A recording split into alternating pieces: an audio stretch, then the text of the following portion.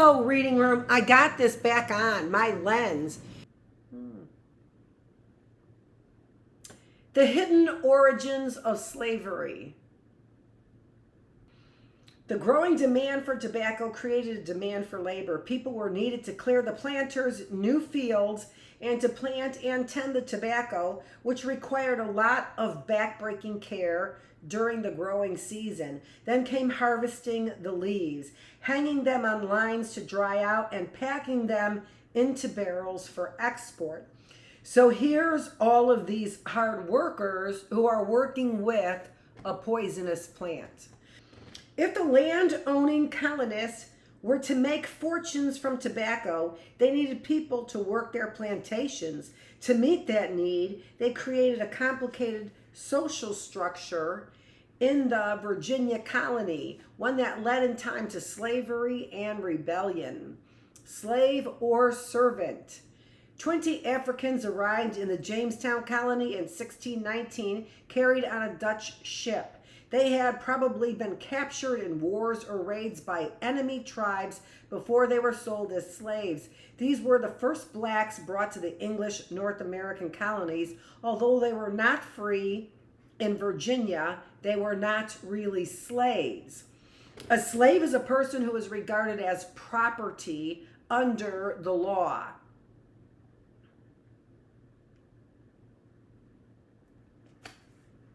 Enslaved people belong to others and are required to work without pay for life or until set free by their owners. In 1619, Virginia had no law making slavery legal. The 20 Africans who were brought by the Dutch ship were sold, but not as slaves. They were indentured servants, like many of the white laborers who were coming to the colony at that time.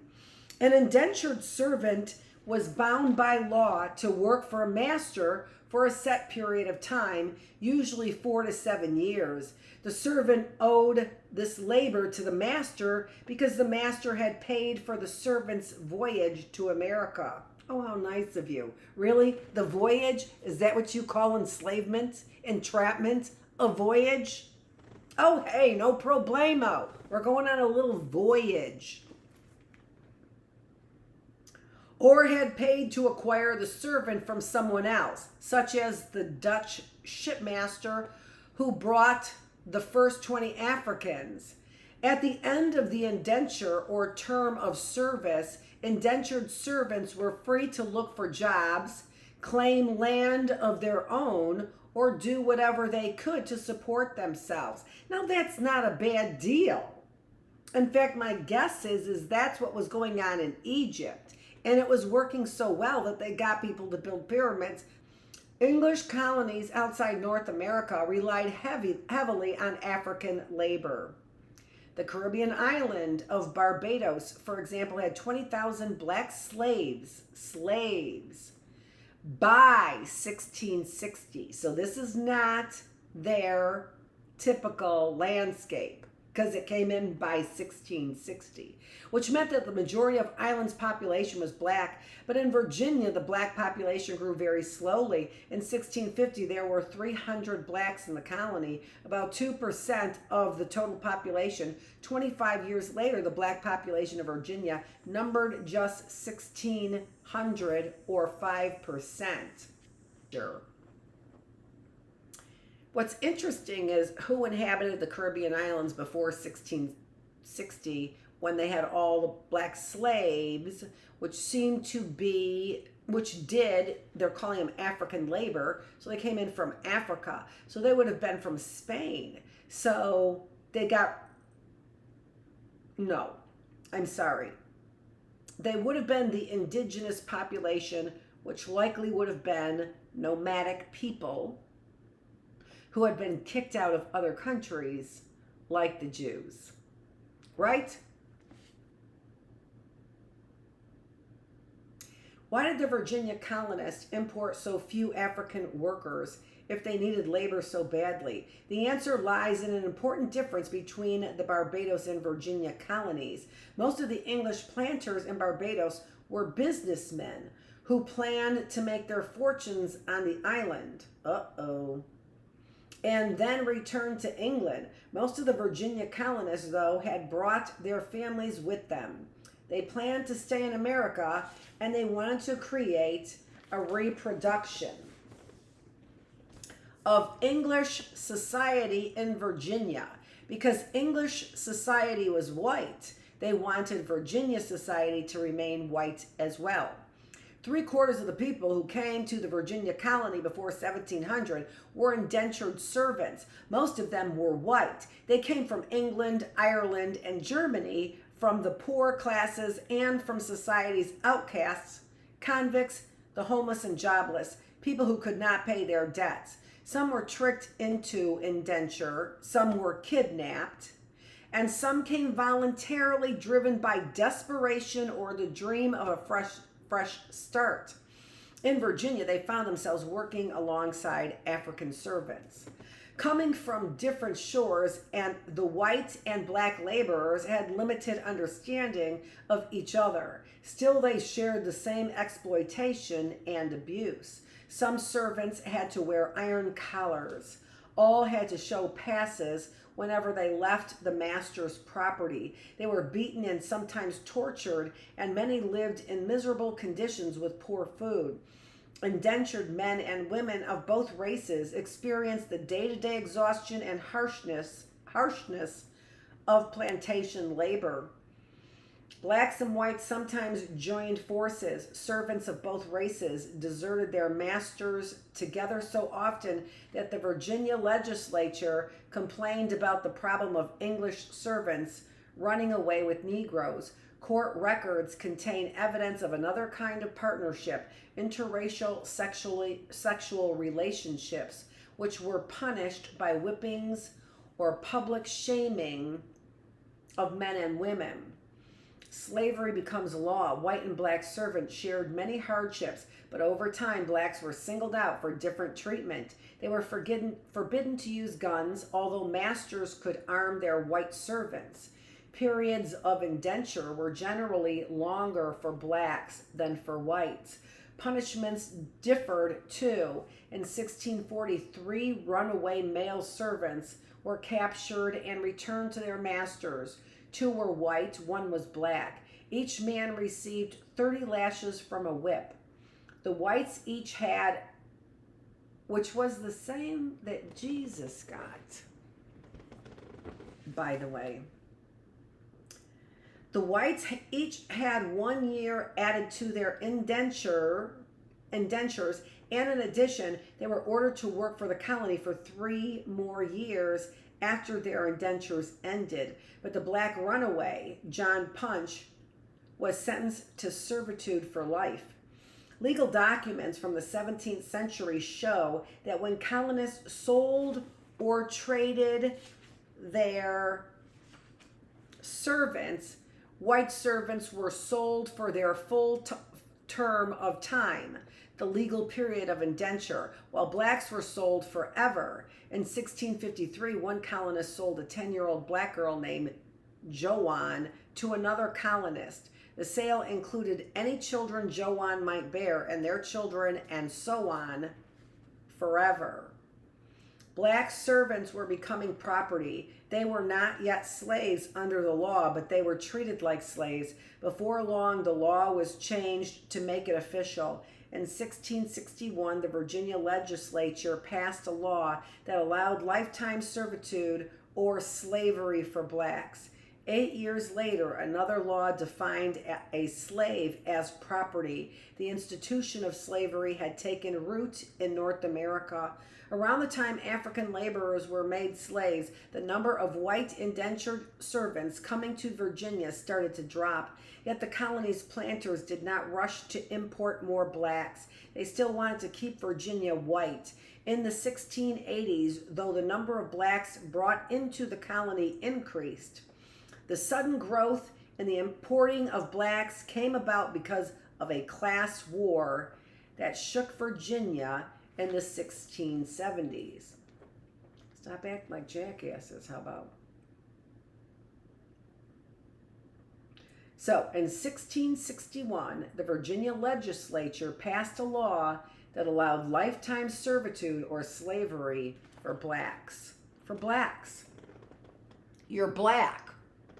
That's it. They don't have to, but it allowed for it. You're black.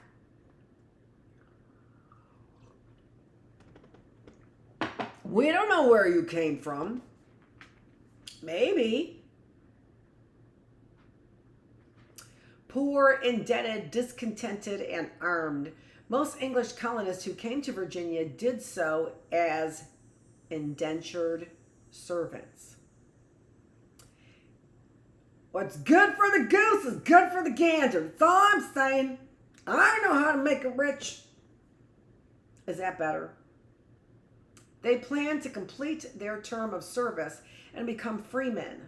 Then by law, they could claim 50 acres of land and try to make their own profits by farming tobacco.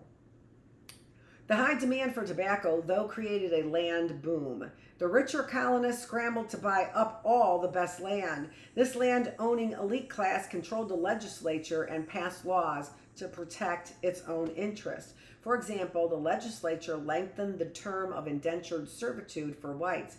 This helped the elite class in two ways. It increased the supply of labor by keeping servants indentured for longer periods, and it reduced competition from freemen for land. White freemen and indentured servants saw that it was becoming harder and harder to become landowners. Many of them grew angry, feeling that they had been tricked into coming to America.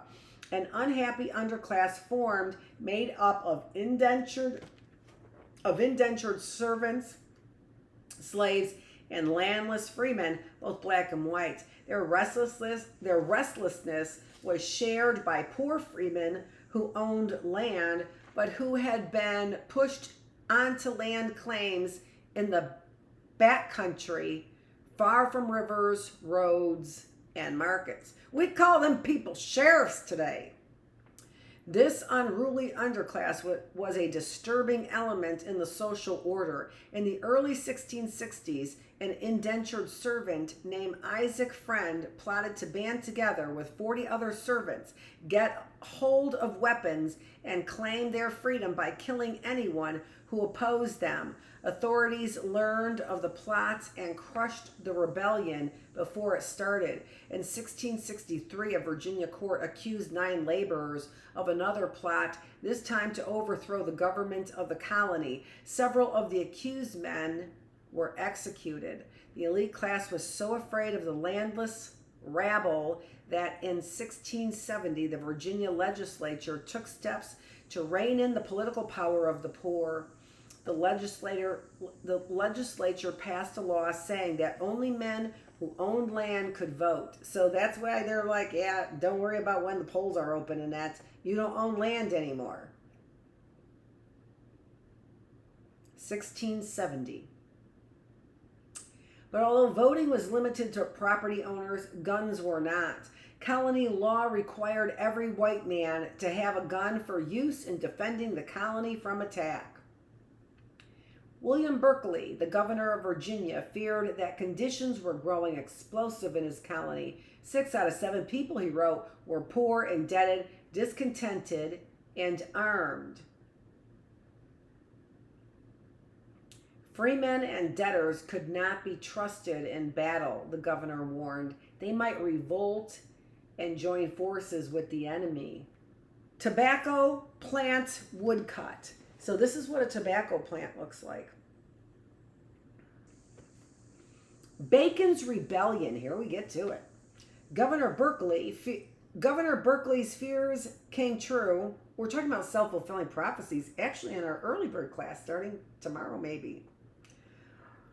Fears came true in 1676 at the hands of Nathaniel Bacon, a tobacco planter in the backcountry. Bacon was concerned about Indian attacks on settlers, so he organized a militia, a fighting force made up of citizen volunteers.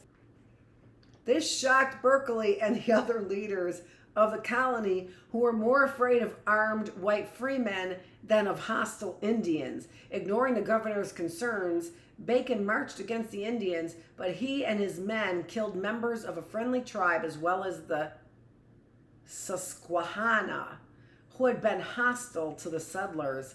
Bacon called his expedition a glorious defense. Governor Berkeley did not agree. He declared Bacon a rebel and charged him with treason, a crime punishable by death.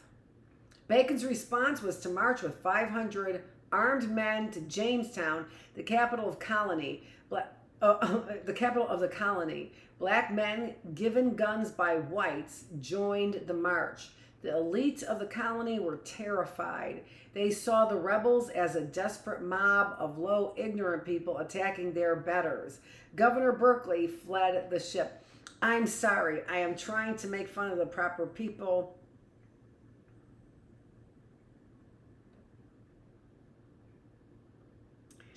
When this has created chaos. Nevertheless, I'm quite certain that you get the innuendos. Get them to the right people, please.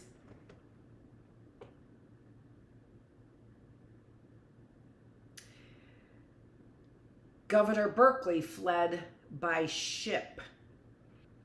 When the rebels reached Jamestown, they burned the settlement to the ground. Berkeley returned with a squadron of the English Navy. A naval officer named Captain Grantham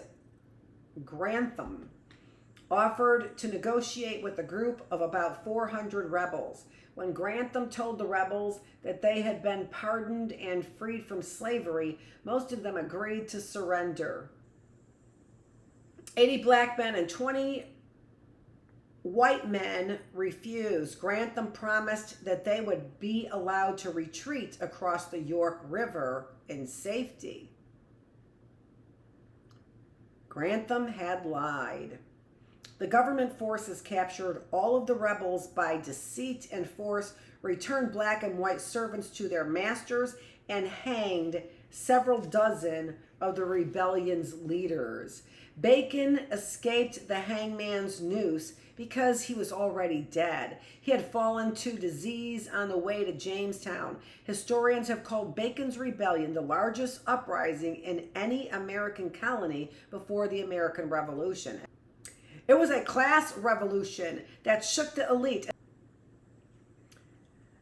5 years later, Virginia planters urged the King of England to keep royal soldiers in the colony to prevent or suppress any insurrection. Insurrection, by the way, just letting you know, is a capital letter.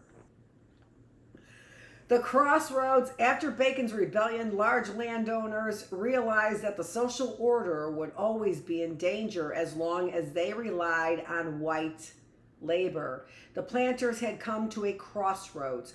On one hand, they could open up better economic opportunities to white workers and give landless freemen the vote. This would ease the discontent of the lower classes of whites, but it would weaken the economic advantage of the elite class and maybe its political control as well.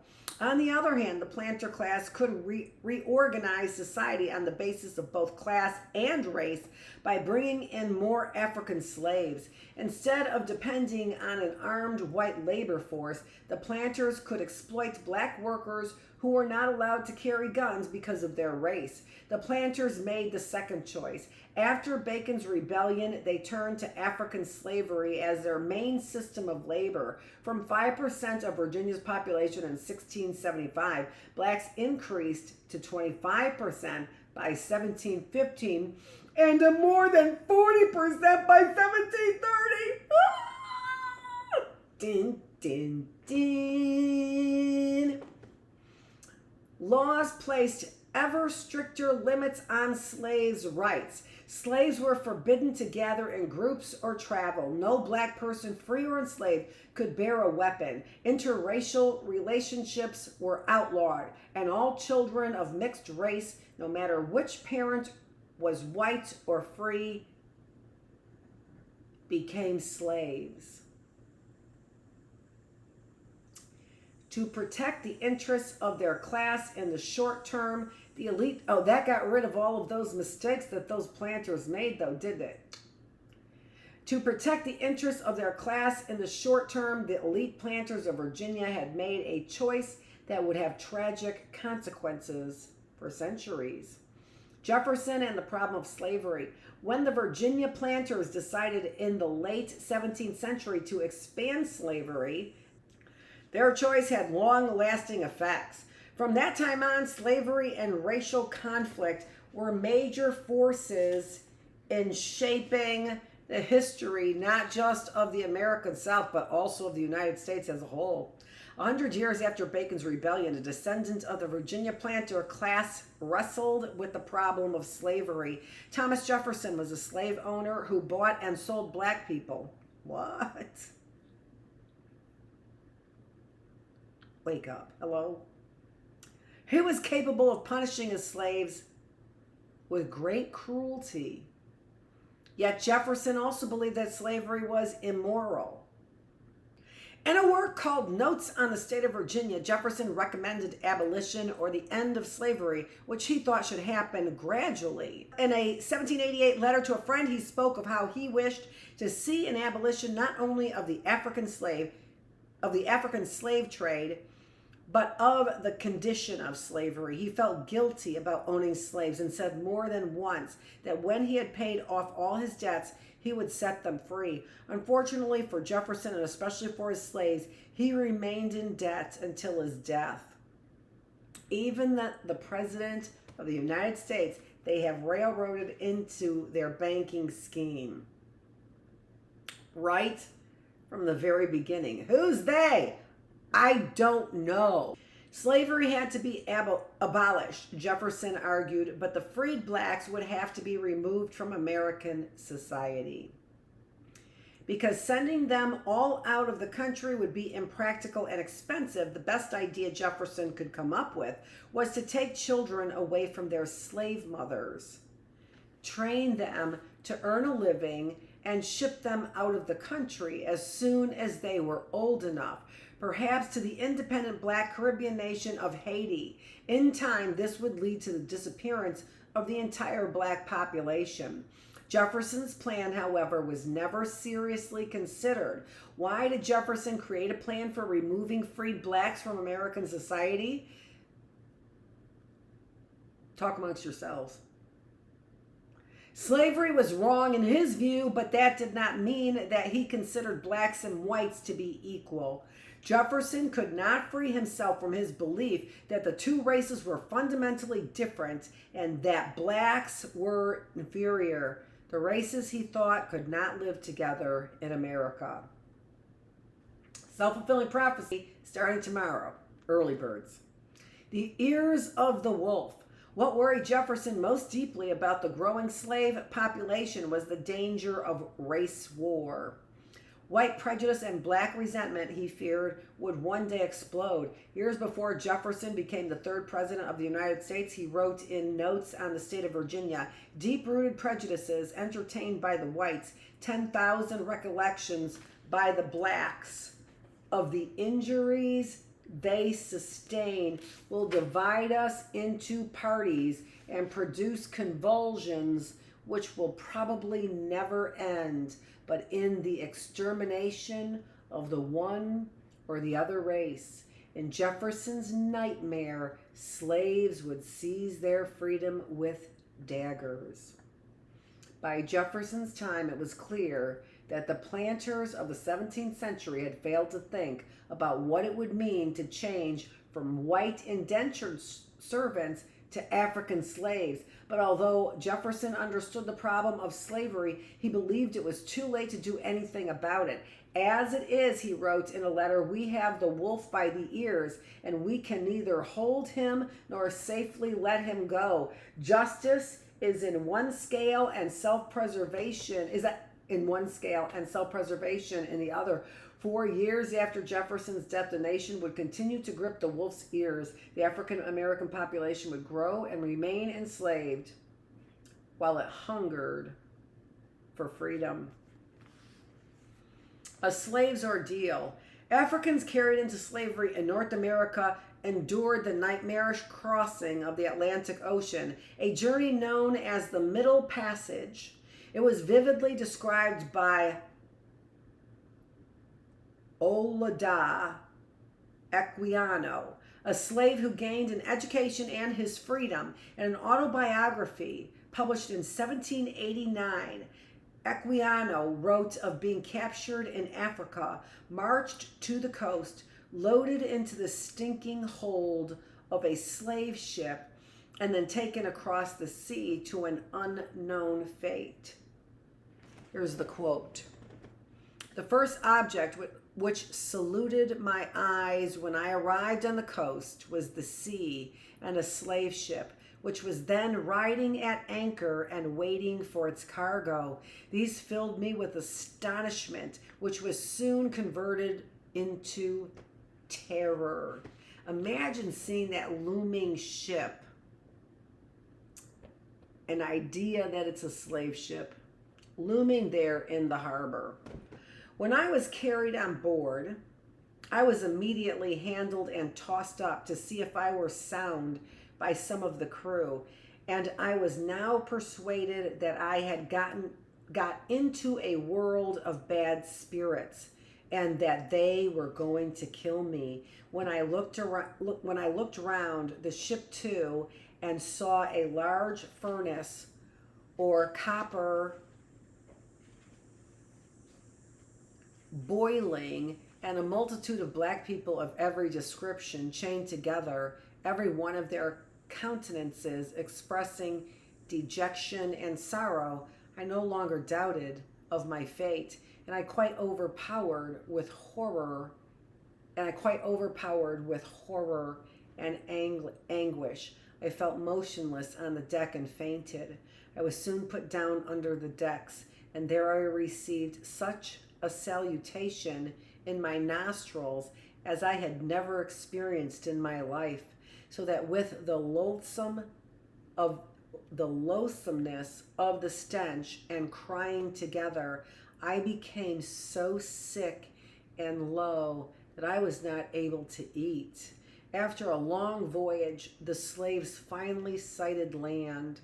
We thought we should be eaten by these ugly men. There was much dread and trembling among us, and nothing but bitter cries to be heard all of the night from the apprehensions, insomuch that at last the white people got some old slaves from the land to pacify us. They told us we were not to be eaten, but to work.